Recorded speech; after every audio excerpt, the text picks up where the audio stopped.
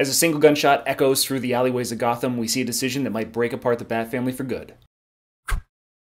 What's up, everybody? I'm Stan, and welcome to Detail Comics, where we go over comics in detail. This is iRate Reviews, the show where I go over a comic book, its story, its art, give you my impressions, and let you know whether it's something you should go back to the comic book shop for or not. So make sure you subscribe to get more of these every single week. The book that I want to talk about right now is Detective Comics 974, which continues the storyline, which is dealing with the monstrous transformation of Clayface into what we can now consider King Clayface. And this was ended in the last issue with a pretty serious shot across the bow. So this is going to have serious consequences for this Bat family, so let's dive in and see exactly what it's going to do and how things are going to break apart. If anybody was reading along with Detective Comics in issue 973, they realized that that book ended with a bang.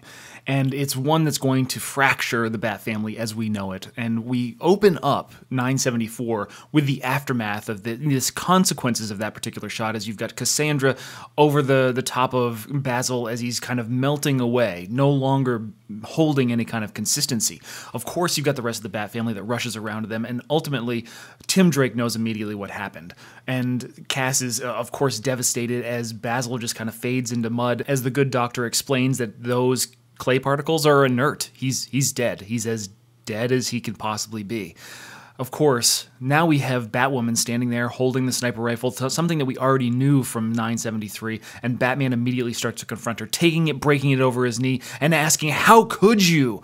Overall, the level of outrage that Batman is feeling at this point in time is completely justified in his mind and in the mind of Tim Drake and Spoiler and Orphan. Basically, everybody on the Bat team, the main part of the Bat team, is completely on his side. However, as we kind of go through this discussion, we see the kind of points, counterpoints, the blame that Tim's laying on her, and her defense, and then ultimately Cass lashing out at her, basically asking, why? Why would you do this? He could have been good. And then Orphan basically reacting extremely emotionally, tearing the Bat symbol from her chest after she hasn't been offered any kind of good responses regarding why she would have killed Clayface.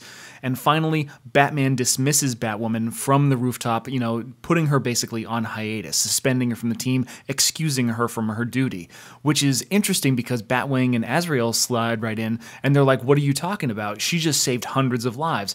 If you think being excused is for saving the city, that's a great idea, but ultimately, this is drawing a line between the members of the team, the newcomers, and then the old guard that have really trained and been around Batman for quite some time. As we kind of leave that concept behind, we go to Arkham Asylum, where we actually see Mudface getting transformed back into Glory Griffin. Evidently, one of Basil's dying wishes, or one of his greatest wishes, was to see her return to her former glory, but of course, the good doctor, she is not super happy with the whole situation because there are still so many people, so many monster-fied people inside Monster Town that are the direct result of the victim syndicate as well as Glory Griffin. Then we can bounce back over to what is going to be a brand new Belfry, it looks like, as Tim Drake is working on so many things, spreading plans out across the floor, obsessing over trying to create a system that is going to make things better, make things easier, make them safer, make them run on their own. And this is something that Spoiler really knows. She can't be a part of it. She needs to get away. She needs to get away from the capes, and unfortunately that means she needs to get away from Tim.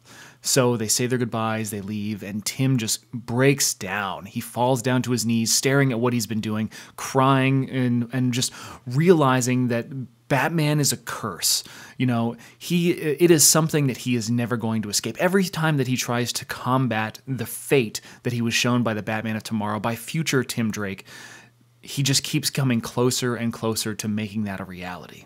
And that's where we kind of leave Tim and we leave Batman. But that's not the end of the book, because we jump over to Kate. Kate is obviously staring at her torn bat armor, and her dad is there to provide her support because she made the right decision. She's a good soldier. That's always been Mr. Kane's real MO. And of course, he's got a backup batsuit. He's ready to put his daughter into action and make sure that she can suit up for him and do his bidding. The question is Kate going to bite?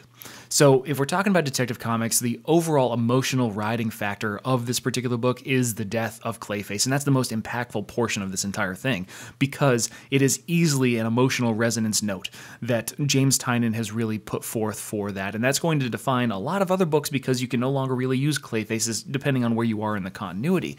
And then you've got this real gigantic emotional divide that's going to happen between those that feel that Kate Kane was justified and those that don't. So I really applaud James Tynion Tynion for what he did with this book and how he kind of brought this to the forefront, the hard decisions that are necessary by military personnel or, self-defense personnel, police forces, those kind of things, and how it comes into direct contrast with a very idealistic nature of somebody like Batman, who has vowed never to kill and only to kind of subdue without use of lethal force.